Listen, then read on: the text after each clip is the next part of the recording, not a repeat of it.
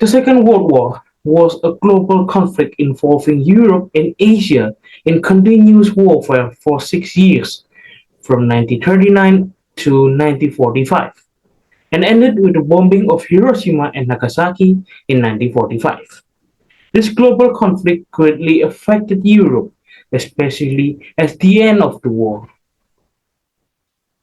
Europe was divided into two sides, the West and the East.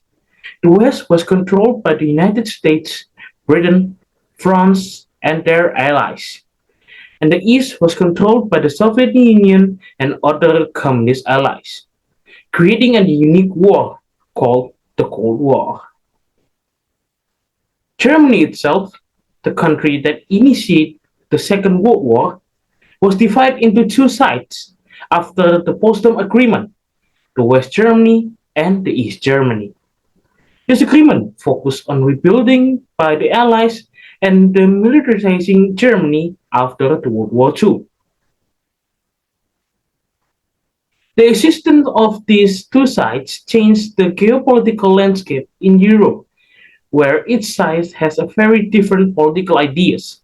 The West, with its capitalism and liberalism, and the East, with its communists and socialists.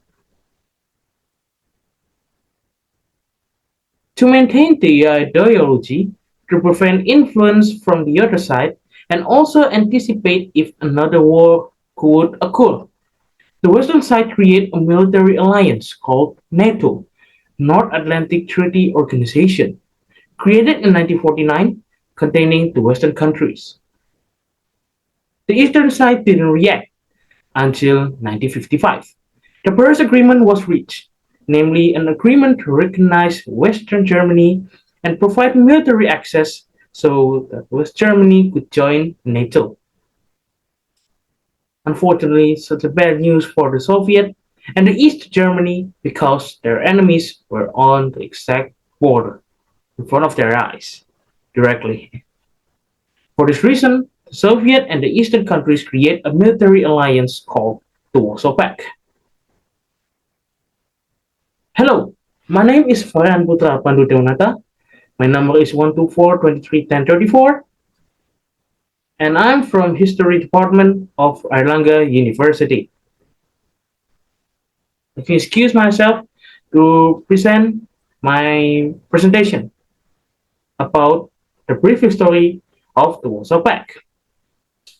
Warsaw Pact, political and military alliance by the Soviet Union and its allies, 1955 to 1991.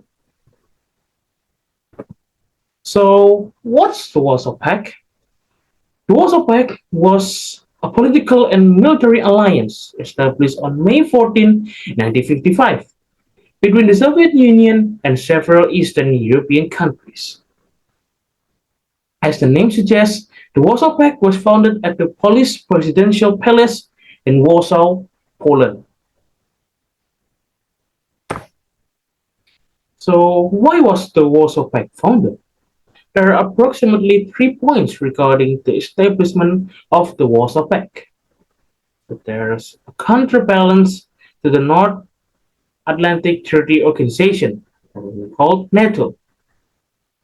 Balancing the NATO, it is clear why the Warsaw Pact was founded, because of the formation of the NATO, which might be a threat to the Eastern Bloc.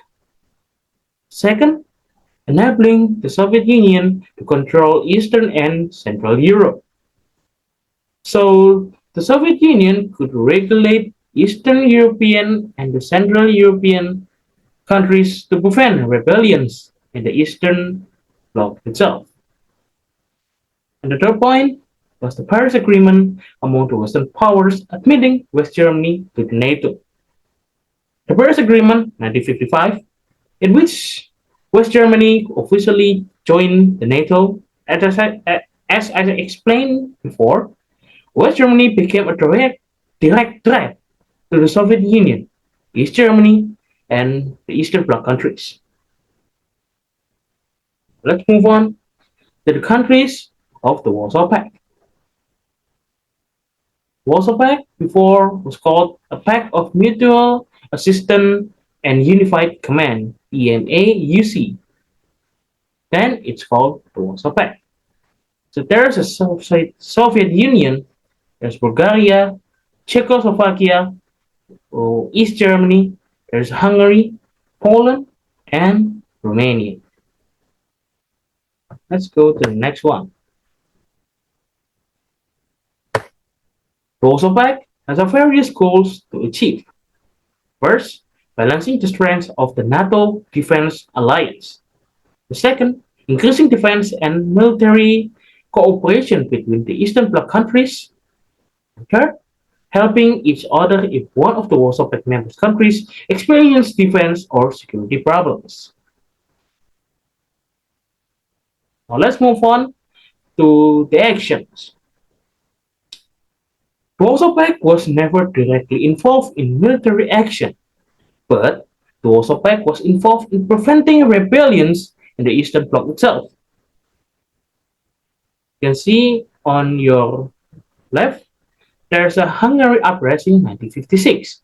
Starting from the Hungarian Rebellion in 1956, which won reform in the social and economic fields and also didn't want to be controlled by the Soviet Union.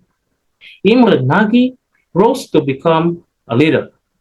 However, this rebellion didn't last so long because on November 4, the Soviet Union sent the Warsaw Pact to put down the rebellion. The right side, there's a rebellion of Czechoslovakia, which is often called as the Prague Spring 1968. Also had the same problems as the Hungarian rebellion, namely political, social, and economic reform. This was finally overcome by the Warsaw Pact invasion of Prague, ending the rebellion. Next one. What was the impact of the Warsaw Pact? There's a positive and the negative. The positive thing was strengthen relations between the communist countries and unify the Eastern Bloc, thereby helping economic transactions and military supports between members.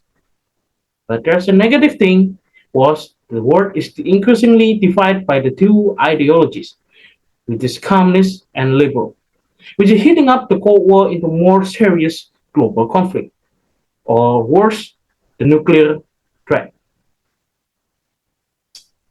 Let's move on. Sadly, the Warsaw Pact couldn't last as long as NATO. The dissolution of the Warsaw Pact was related to the crisis experienced by the Soviet Union and communist countries in the 1990s.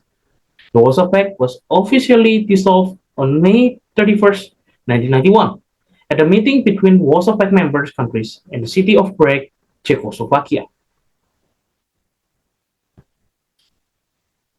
Feinbaum said, everything has come to an end sometimes.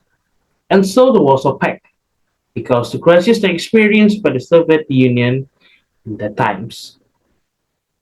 I guess that's the brief history of the Warsaw Pact. I hope you enjoyed that. Thank you for your attention and good day. See you later.